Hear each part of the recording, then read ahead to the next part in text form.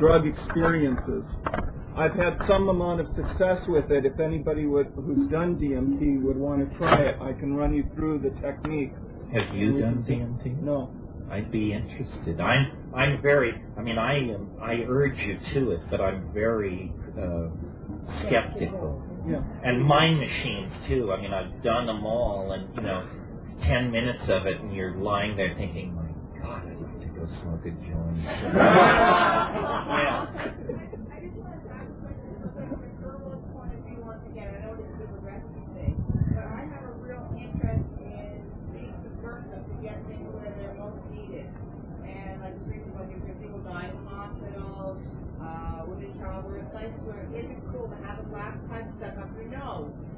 People notice things like that.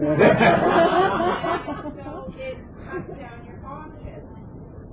We do a lot of picturing because it's really, really subtle, and you can put 20 names on them and no one knows what it is. And we're from Canada, we across the border.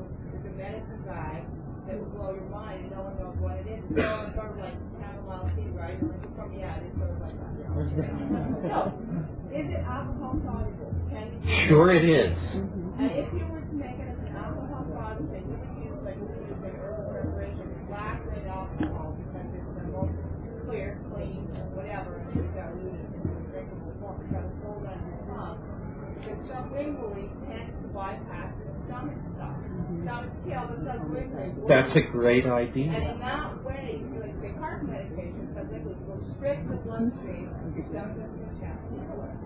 So, the question is, what would you do then? Is scraping with the bar? Yeah. Like you make everything fruit, right? So you deal with it just like that. And make a tincture of the exactly.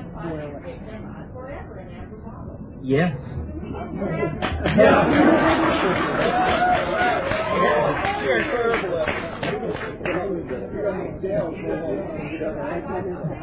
See this lady. Well, that would be really illegal, just so you know what you're getting into. No, but if you concentrate it into DMT, then DMT is against the law. Well, but this against the law thing, let me talk a minute about that. How can it be against the law if you have it in every brain walking around? No, I just mean logistically, if you want to sell to the mail, you're putting yourself at great legal risk. You're putting yourself at great legal risk. But however, see, things like psilocybin and DMT, the reason they're illegal is because there was panic in California in '66. The California Assembly rammed through an anti-drug law in which all these things were named, but no medical or scientific data was offered to show there was anything wrong with them. Basically, they were guilty as charged because they caused hallucinations. Well, then, about 3 months later, the feds decided there needed to be a federal anti-hallucinogen law, and they simply imported the California statute directly into federal law. So it is conceivable that if one had enough money, and it takes a lot of money, you could force a reexamination of the drug laws by simply saying, number one, there is no scientific evidence that there's anything wrong with DMT. Number two, there's plenty of scientific evidence that DMT occurs normally in human metabolism, and how, therefore, can it be kept illegal? But it takes... Huh? The plants that it comes from are all legal, right? Unless the plant is specifically named, but the Attorney General, at his own discretion, can add those plants to the scheduled list without asking anybody. Yeah.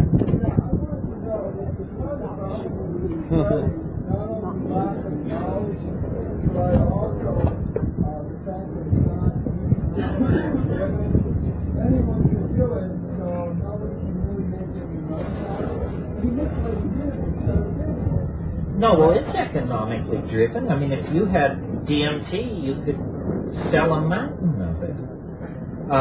You don't get many repeat customers because if you sell somebody a gram, that's 20 hits. most people set half of it aside for their great-grandchildren. This is not a drug of abuse. Let me point that out to you. It's sort of a drug of anti-abuse. I know people who say, when you ask them, what's your favorite drug? They say, oh, DMT, I love it, love it. And say, well, when did you do it last? Well, 1968. I'm still processing, yeah.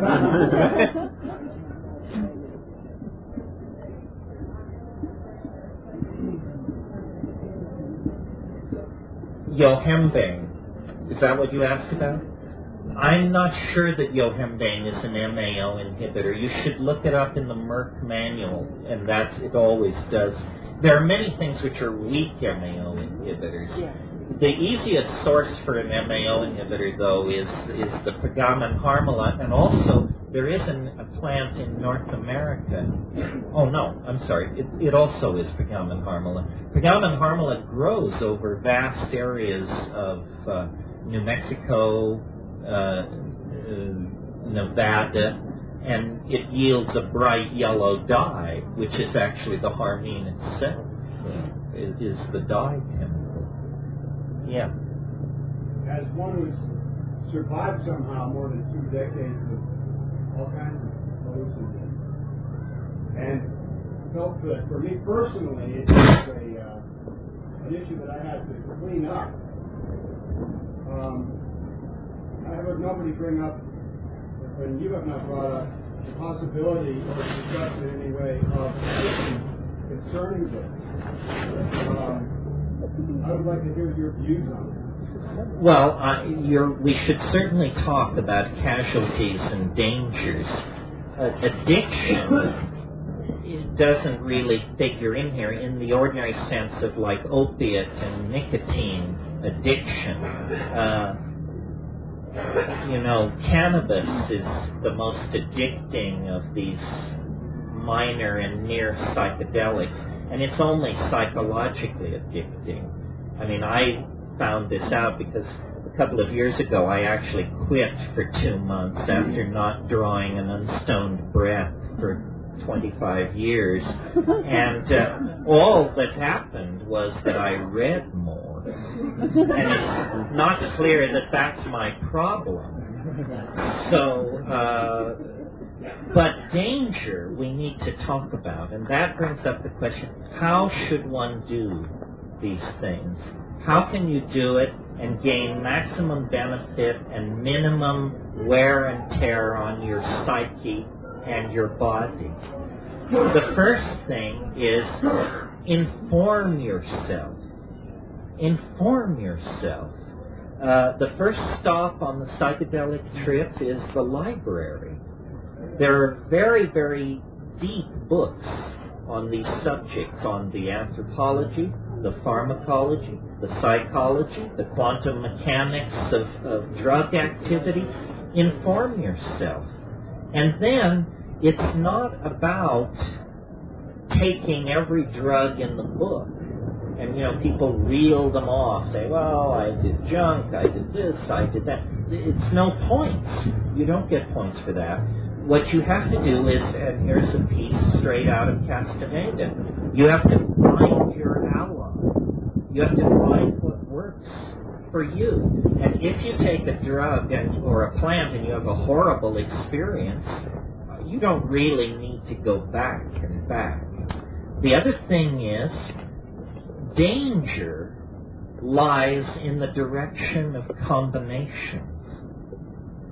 These are called synergies by pharmacologists. And if your idea of a big evening is to, shoot 100 milliliters of ketamine and then drop some MDMA and a little 2CB an hour later and then bring on some acid of undetermined provenance and so forth.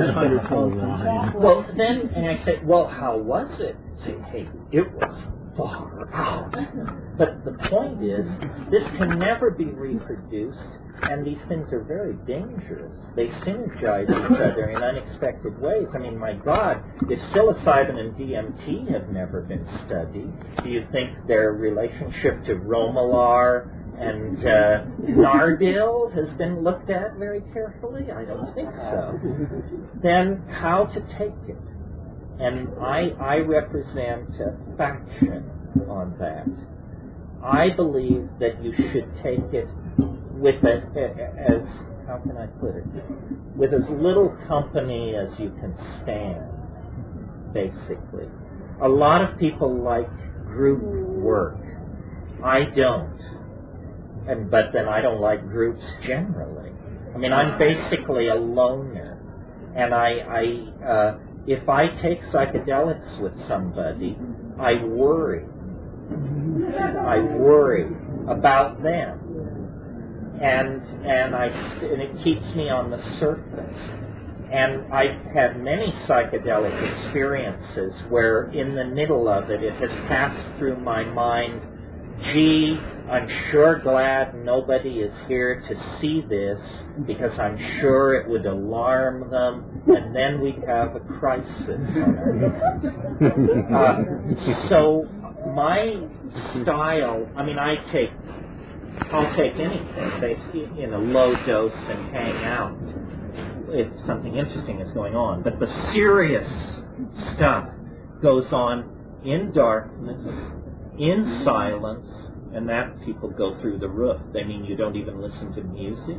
That's right. In darkness, in silence, in a comfortable space, and that may mean in your apartment in Manhattan, or it may mean up a tree in Yosemite, whatever your thing is. And then I always use cannabis. Cannabis is your navigation tool, your reality check, your everything. I roll up the bombers and I lay them out in front of me, and I have my mojo bag and a few things like that. From the moment I take it, I'm in sacral space. And this isn't even a rule followed in the Amazon. I mean, it totally blew my mind. In some ayahuasca circles, people would sit around talking and talking. Then everybody would take ayahuasca. There would be a sacral ceremonial moment. Everybody would take the ayahuasca. And then yak, and motorcycle parts, and what are the missionaries up to, and who's screwing who, and yak. And then at 30 minutes on the dot, the shaman would begin to whistle. Everybody would shut up, and within a minute, we'd be gone. But the way I like to do it, and this is a good Catholic method for those of you who are recovering Catholics, I take it, and then I sit in my space, and I carry out what in catechism class we were taught is called an examination of conscience. This is where you think about all the ways you've screwed up and all the people you've screwed over, and you basically anticipate a bad trip, is what it is. You work to say, what is the worst thing that could happen to me on this trip based on my current state of my psyche and my relationships with other people? Well, by the time this stuff actually begins to work, you've dealt with that.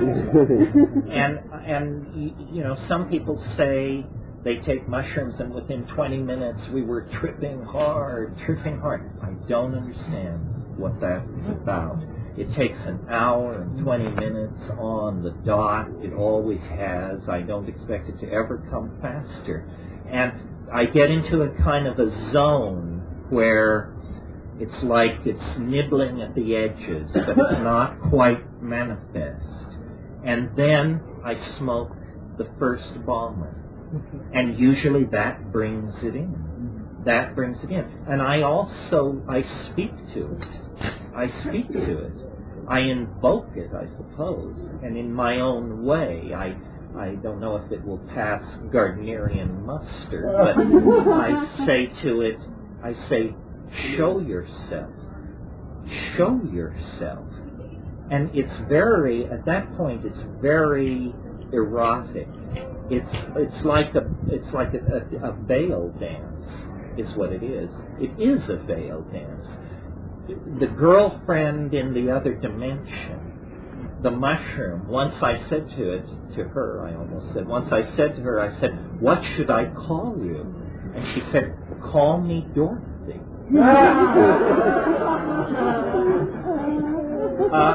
So I invoke it, and it comes, and then we're off. And sometimes it's easy and loving, and sometimes it's different. I remember one very epic trip I had where I had tossed out a big compost pile from growing mushrooms years ago in another country. Actually, it was a past life, I'm now recalling. But anyway, I tossed out this stuff, and this thing grew, this humongous mushroom.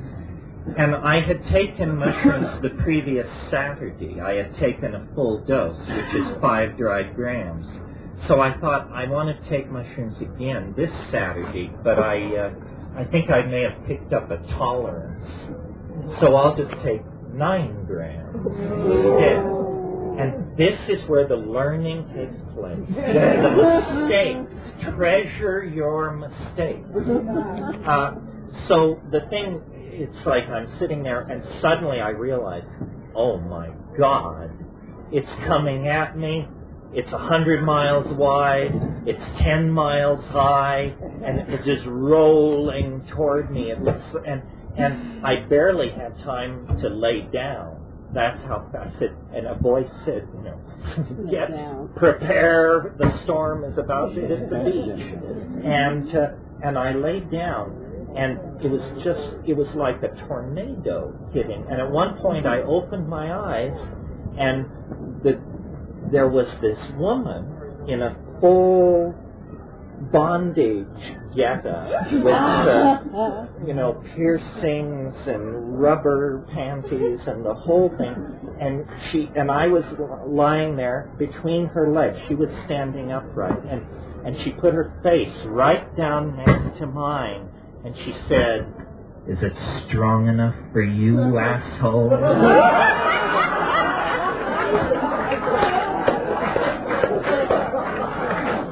To which I replied, yes.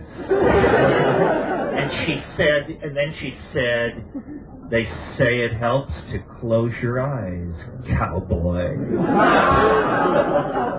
And I later, in thinking about that trip, I realized the reason the mushroom addressed me as cowboy is because that's most people mushrooms have met have been cowboys and cowgirls, because they're the people who follow the cows. And most people have encountered this thing in the past. Maria Sabina, the mushroom shamaness of Oaxaca, claimed not to have been initiated. She claimed that as a child left to watch the sheep and the cows, she had been hungry and had gotten into eating mushrooms. So I haven't lost my thread. This is a safety course. I haven't forgotten that. Once you get launched out in there, then there are tricks for navigation. And the 2 tricks that are indispensable, number 1, I've already told you, have cannabis ready, because if you get into a place that you don't like, you can jet out of there by just taking a toke or 2. The other thing is, if you get into a place you don't like, chant. Don't do what most honkies do, which is scrunch, assume the fetal position, say, I can stand this, how many hours is this going to go on? Don't do that. Sit up, take a breath, and belt it out. Drumming is good too.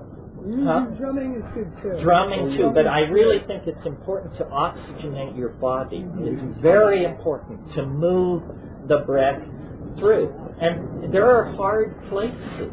If there weren't hard places, people wouldn't be so terrified of this stuff.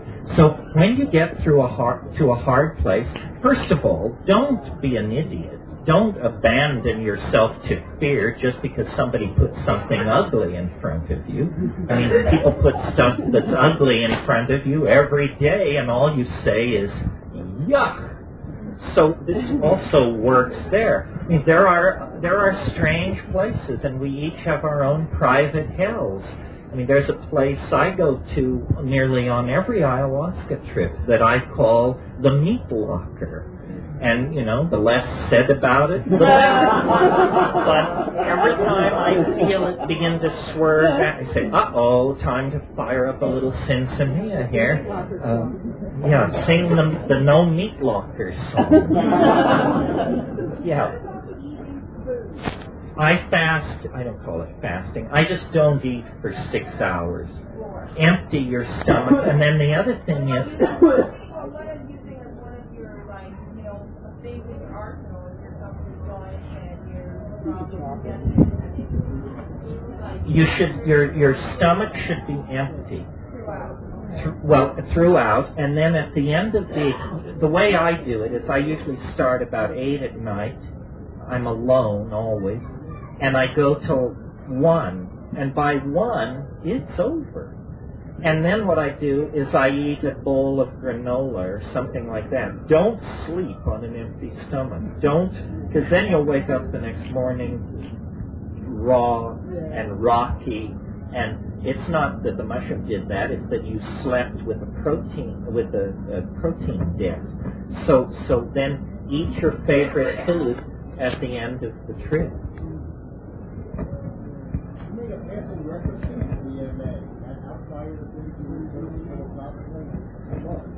MDMA is a cyclicized amphetamine. It's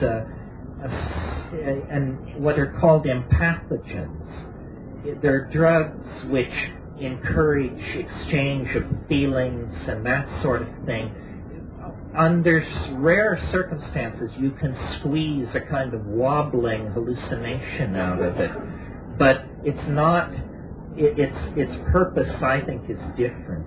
It's for sorting out relationships, assisted psychotherapy, and having a good time. But it would be crazy to take MDMA as a hallucinogen because it's like entering a bicycle in a Ferrari race, you know. They're just much superior. And let me say about this, I mean, everything is my personal bias here.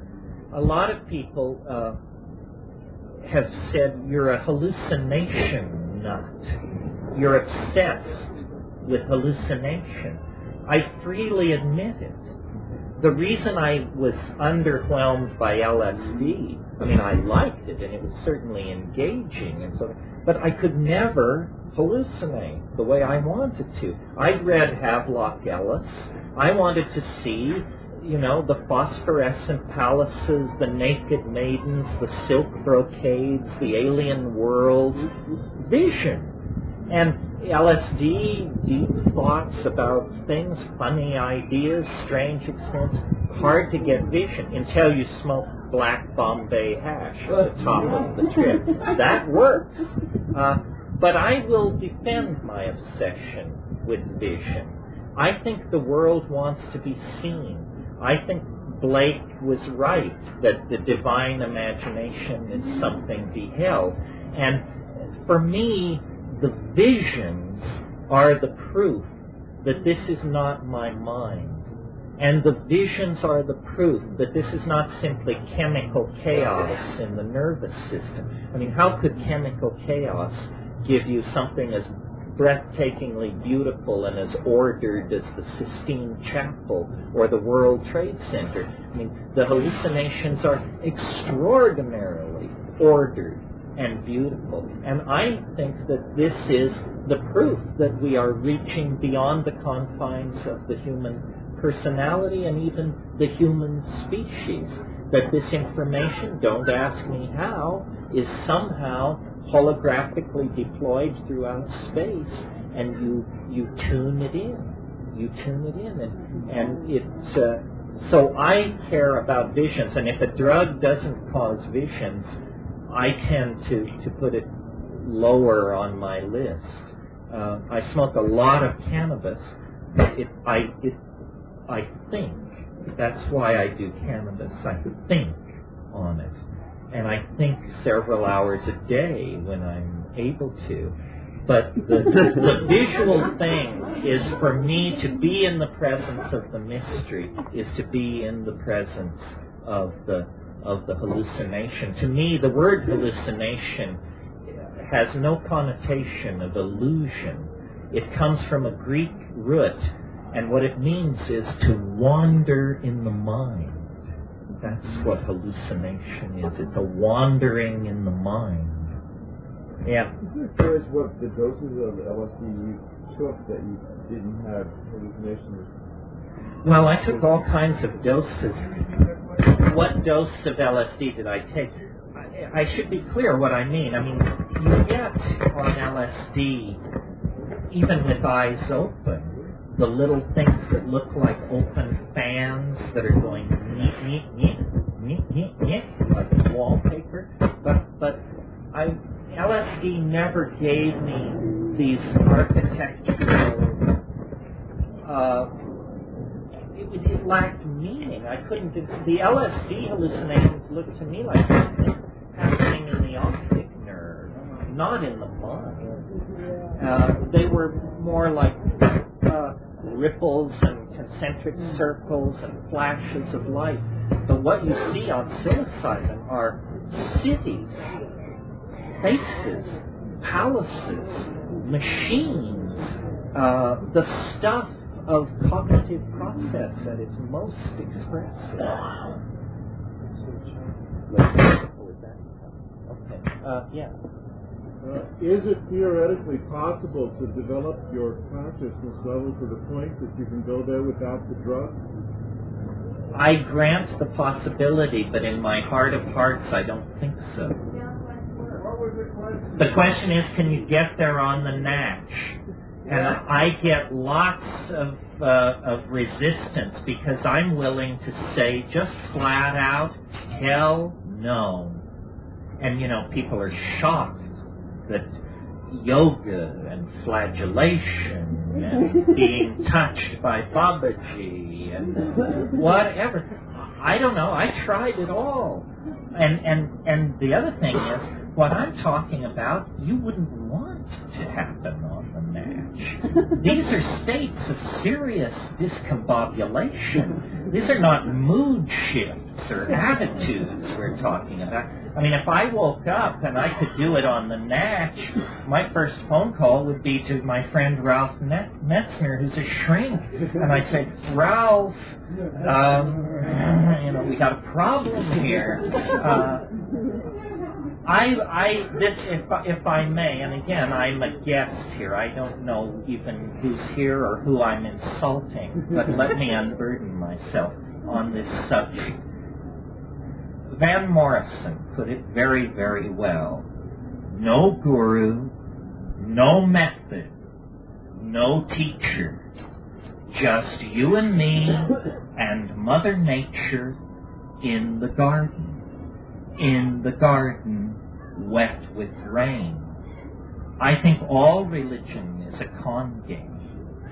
I think that all esoterica is a con game. I think that the real secrets are self-protecting, and that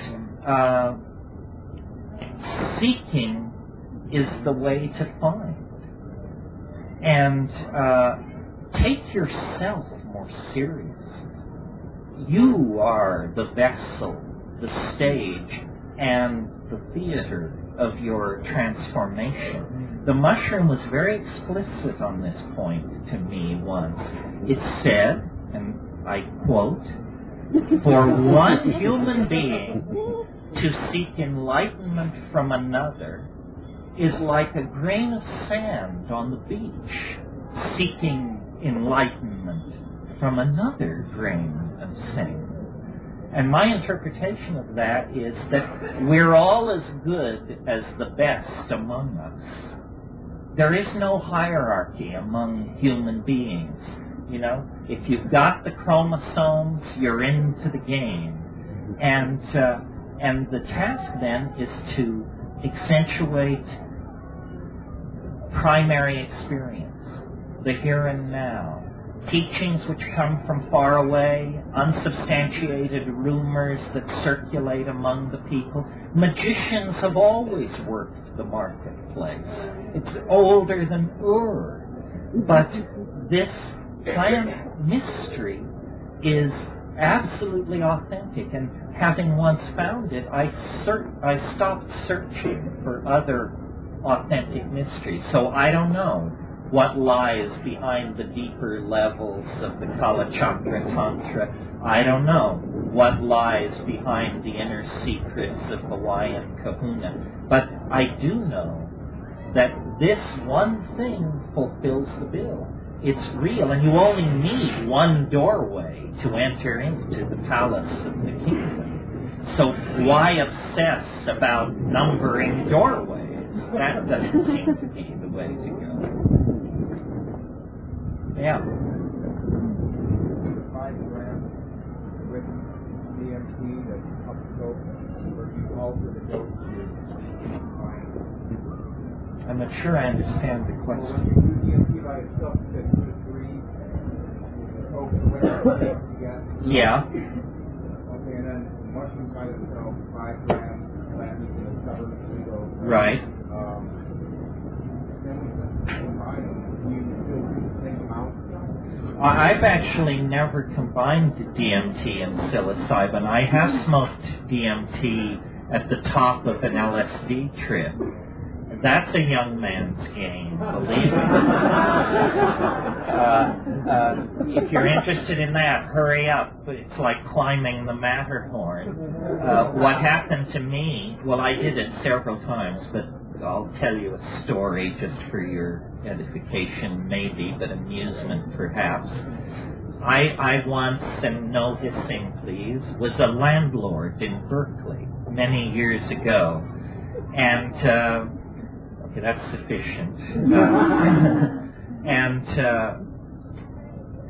Everybody left one Easter vacation or Thanksgiving vacation, and so I decided I would do this acid trip I'd been planning and smoke DMT at the top of the trip.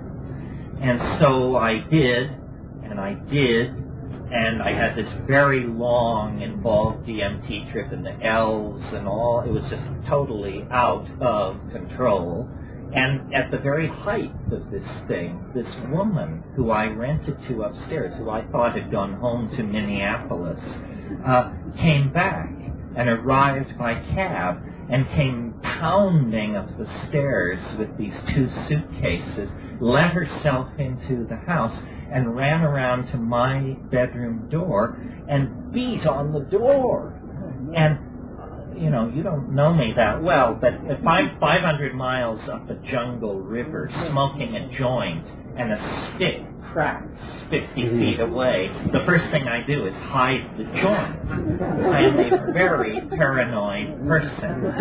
So being, you know, on 500 mics of acid, smoking DMT, and suddenly having this woman, and I literally had like some kind of a coronary, and I leaped off my bed, and I landed on my feet, and, you know, if you want, you may try this.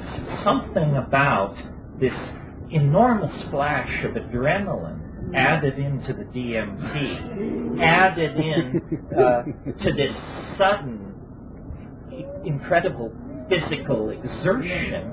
It was as though I ripped the membrane. And I was now standing in my room, but I had dragged the trip through with me. And the room was full of elves, ricocheting off the floor and ceiling. And I had them, they were hanging off me like weasels. and they were sort of turning me around in the room. And also, simultaneously, one of these machines had been dragged through into my bedroom at the same time. It was like about the size, well, like this, and it had all kinds, it was faceted, and opalescent and glassy and strange, but what was important about it was it had a kind of a faceted top on it that was clicking, going. And every time it would click, it would launch a small plastic chip across the room that had an alien letter written on it. And these little plastic chips were ricocheting off the wall and piling up, and I was just standing appalled, looking at this situation. And then Rosemary slams on the door again. So I stagger over to the door, which was a sliding wooden door, and I just threw it open, and I looked at her and said, "Gidi, Miss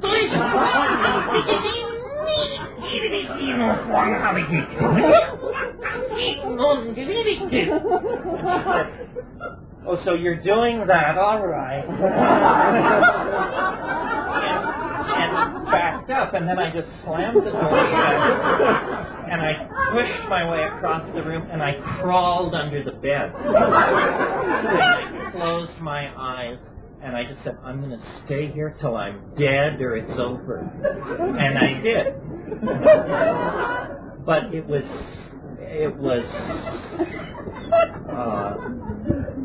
I mean, what kind, you're supposed to learn something about your psychology from an experience. It's ridiculous.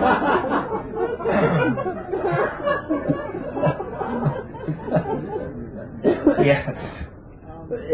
Comment on the parallel species that these special plants that you study that are at the origins of language, the origins of mythology, the origins of religion.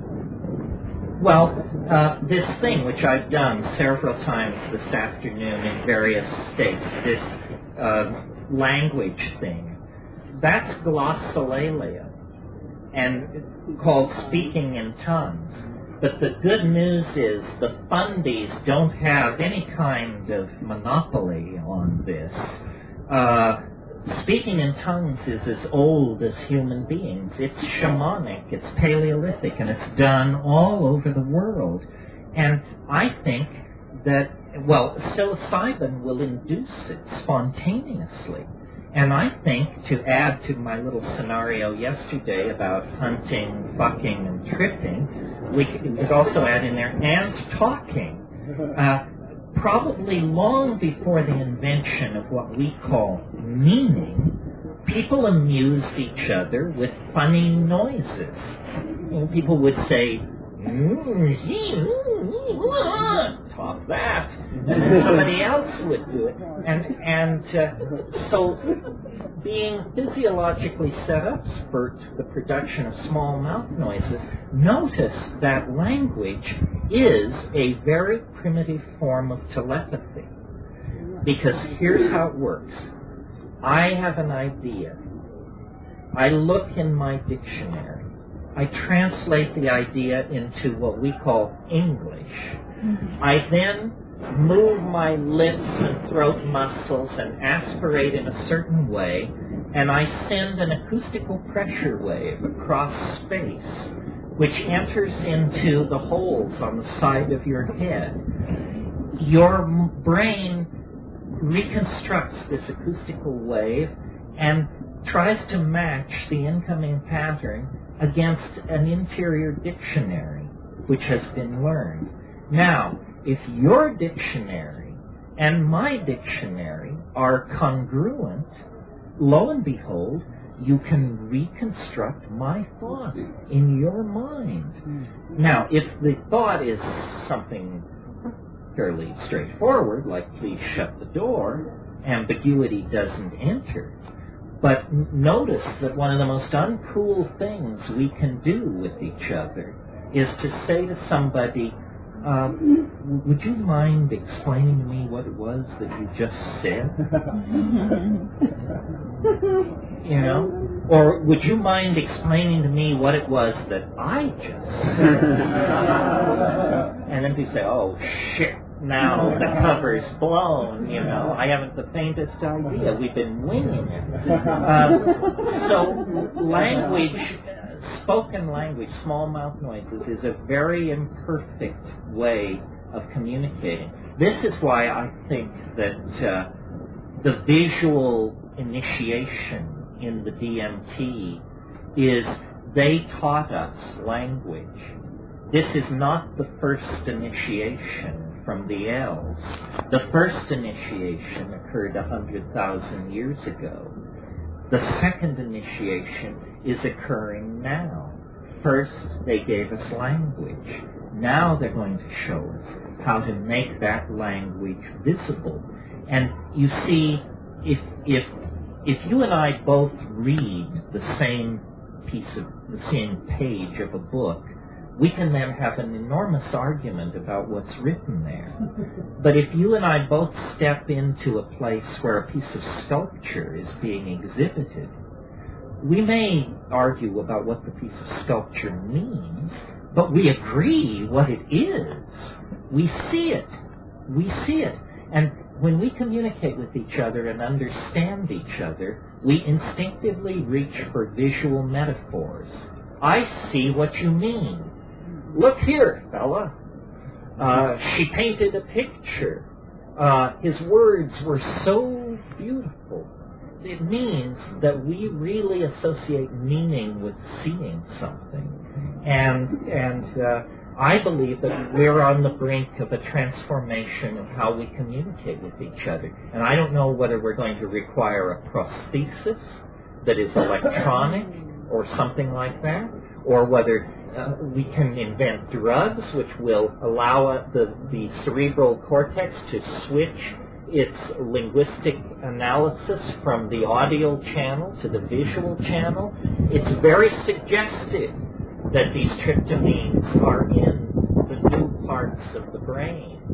And I think that we're on the brink of transforming our ability to communicate. Yeah. It seems to me, and I'm not really making a claim, but what I've done a lot of Psilocybin and DMT, and lately I've been doing LSD. What I think I'm getting is DMT experiences with LSD. I think it's tripping off of this other DMT. Well, yeah. I mean, what was said was that using LSD and having used DMT, one can begin to trip into DMT-like dimensions on LSD. This certainly seems reasonable to me. I haven't had that specific experience, but there is something you can do with psilocybin. Here's another technique if you don't like what's happening on a mushroom trip. Just say to it, be MDMA. And it will. No problem. You can say to it, be LSD. And it will. It has no problem. How about DMT? I didn't try that. You want to be sure before you summon the genie that the issue is clear. Let me say one more thing about this language thing, because I think nature is always our model. No matter how deep into technology we go, nature will provide non-toxic models. Well, it just so happens that in this area of communication, nature has provided a wonderful non-toxic model, and that is the way in which squids and octopi communicate. Squids and octopi, as you know from watching far too much TV, can change color. But you may think this is camouflage. It's not camouflage. Octopi change color in order to communicate. Octopi don't generate language. They are language. Think of an octopus. It's soft-bodied. It can fold and unfold itself like a dancer and expose various parts of its body very rapidly. It also can make its body tissue smooth and rubbery or rugose and rough. And it can undergo all these color changes, splotches, stripes, spreading pastels. so forth and so on. These behaviors of the octopus are under the genetic control of its linguistic intentionality. It doesn't make words, it becomes words.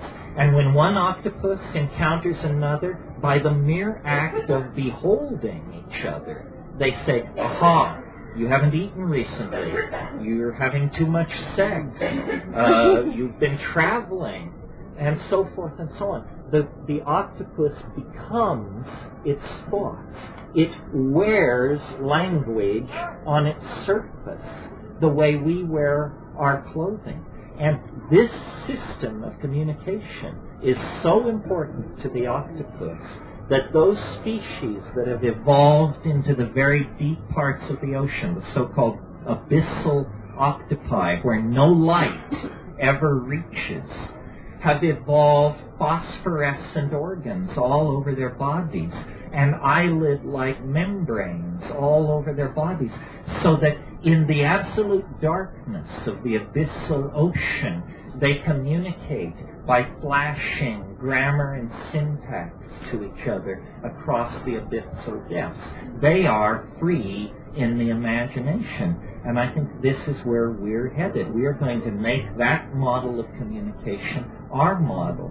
Psychedelics, technology, and visionary magic will show how this can be done. We do that now. We blush and we glance. We sit and we show scars. No, you're right. The human face is like this. And in addition to that, we wear clothing not just to cover up things that hide our body, But to signify. Signify color, culture, intention. We do that now. We're working on it. That's right. You see, no other animal has a face. A face is like a little piece of squid skin that we're wearing, where we can transmit all of these. Once I was in India and I was cornered. This guy, I was loaded actually on mescaline, and this guy swam aboard my houseboat. And normally I just would run these guys off because they were thieves and beggars. But I was so loaded that I couldn't do anything but sit there. And this guy came up to me and sat down across from